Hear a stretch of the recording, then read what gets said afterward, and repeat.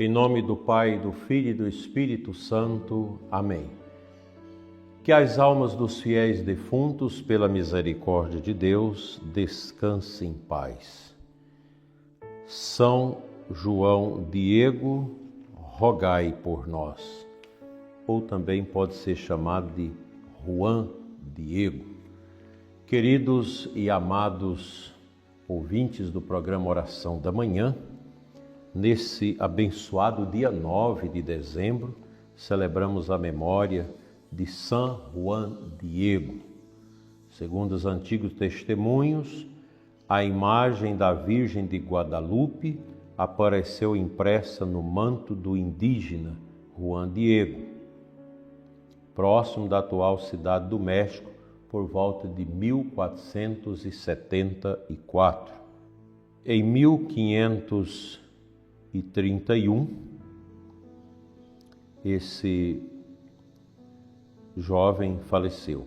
Dotado de puríssima fé, Juan Diego conseguiu com humildade e fervor que sobre a colina do Tepeá que se edificasse um templo em honra da bem-aventurada Virgem Maria de Guadalupe, cujo culto propagou-se rapidamente, sobretudo entre os nativos.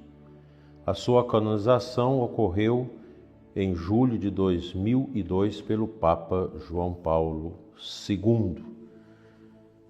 Que a devoção de Nossa Senhora de Guadalupe encha de paz e de vida nossa Igreja da América Latina. Dia 12 agora, vamos celebrar o dia de Nossa Senhora de Guadalupe. Bem, queridos e amados ouvintes, estamos vivenciando o tempo do Advento, último mês desse ano 2025. O tempo não para e o tempo é o Senhor da razão, Ele vai. E o tempo se encarrega de construir e destruir. No tempo nós construímos valores, virtudes, mas o tempo também destrói aquilo que não é bom para a humanidade. Vocês já prestaram atenção que os impérios mais duros, terríveis, que se levantaram sobre a face da terra se acabaram? Todos se perderam no tempo. O Império de Roma, o mais poderoso, que matou milhares e milhares de cristãos. Vai cair um dia a China, esse império comunista triste, que persegue terrivelmente a igreja, como também Coreia do Norte, como Cuba, como Nicarágua, Venezuela e outros lugares onde na América Latina se cultiva ditaduras, autoritarismos. O Brasil também não fica de fora disso, mas tudo isso passa, porque as ditaduras, os autoritarismos que se levantam no mundo contra Deus e contra a liberdade, têm atrás de si os paradigmas humanos, miseráveis como é miserável todo ser humano. Por isso termina, por isso acabam. Que Nossa Senhora interceda para que a nossa vida possa ser uma vida de liberdade em Cristo. Se Jesus libertar o Brasil, ele será verdadeiramente livre. E as orações, desde a primeira missa, no dia 26 de abril de 1500, as orações do povo de Deus, dos homens e mulheres de santidade nesta terra, nunca ficaram em vão. Por isso, não temais, pois aquilo que hoje impera, como sendo algo que machuca, que estraga, que destrói, vai cair por terra. Assim, meus queridos ouvintes, todos os impérios, todos os autoritarismos que levantam no mundo, eles são destruídos pelo tempo, porque o tempo é o Senhor da razão e dos bons propósitos. Seguindo ao documento do Santo Padre, o Papa Francisco Desidério Desideráveis, sobre a liturgia, o número 56, o Papa diz assim: o sacerdote vive sua participação própria na celebração em virtude do dom recebido no sacramento da ordem. Essa particularidade se expressa precisamente na presidência. É o sacerdote que senta na cadeira presidencial da Santa Missa. Na catedral, a cátedra é do bispo, somente o bispo ou outro bispo senta nela. Na paróquia, a cedilha, que é a cadeira do padre, do pároco, onde os sacerdotes presidem e exercem o seu magistério. Como todos os ofícios que ele é chamado a desempenhar, o presidir não é primordialmente uma tarefa atribuída pela comunidade, mas consequência da efusão do Espírito Santo recebida na ordenação que o habilita a fazê-lo.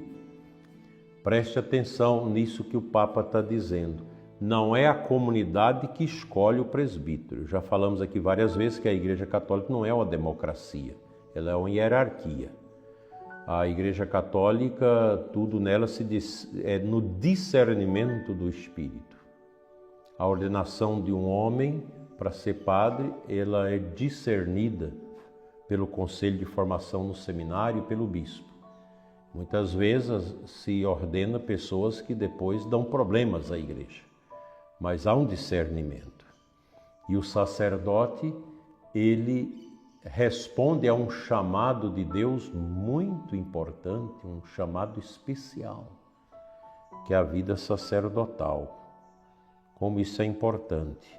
E a ordenação é que o habilita a poder presidir, a sentar na cadeira presidencial e presidir o mistério da Eucaristia, que é a nossa Santa Páscoa semanal, no domingo e no cotidiano. Muitos sacerdotes hoje têm a belíssima e recomendada devoção pela Igreja de celebrar a Santa Missa todos os dias. O presbítero também é formado pelo seu presidir a Assembleia.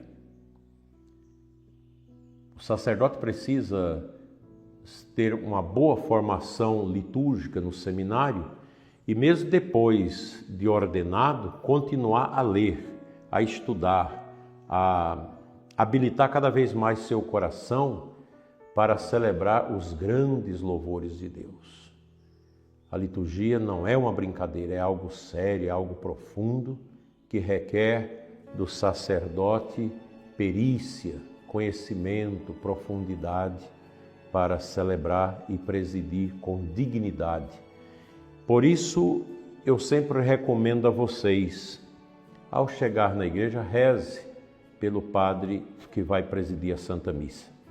Talvez esse sacerdote não é preparado, talvez ele esteja carregado de ideologia, tomado pela teologia da libertação, já perdeu aquele senso do sacramento, tem uma mentalidade mais protestante do que católica, mas confia, Deus vai agir pelas mãos dele, porque é Cristo que age no sacerdote. E se ele faz na fé da igreja, a missa é válida. Reze pelo sacerdote que não tem zelo, nem pelos paramentos, não tem zelo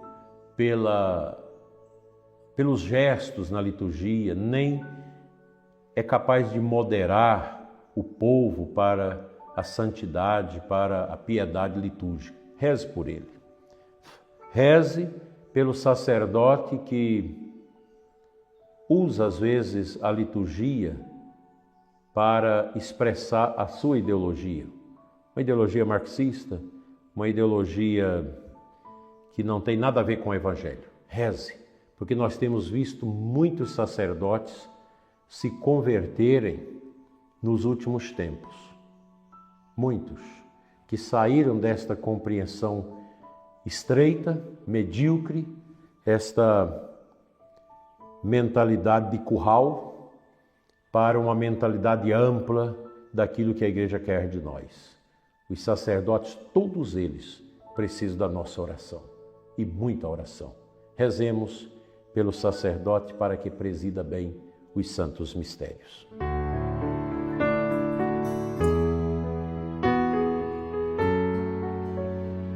Compartilho com você, prezado ouvinte, a antífona de entrada da Santa Missa, que é de Jeremias 31.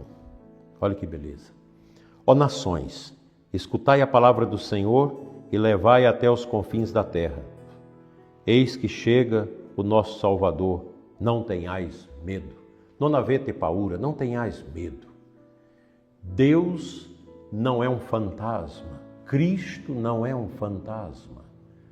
O mistério do ressuscitado não é para causar medo, mas é para causar amor, remorso pelos pecados e desejo do céu.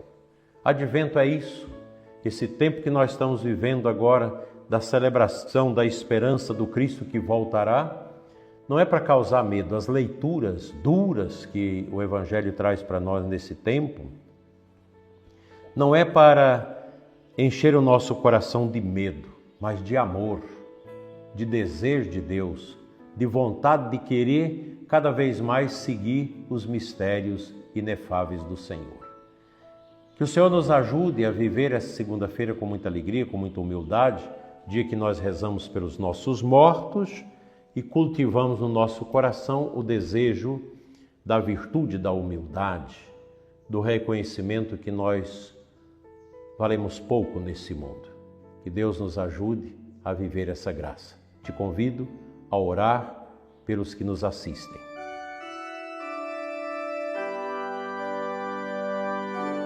Pai Santo, Deus de amor e de poder, abençoa os aflitos, os enlutados. Abençoa, Senhor, as famílias que precisam de paz, que estão carregadas de sofrimentos, de tristezas, de dores.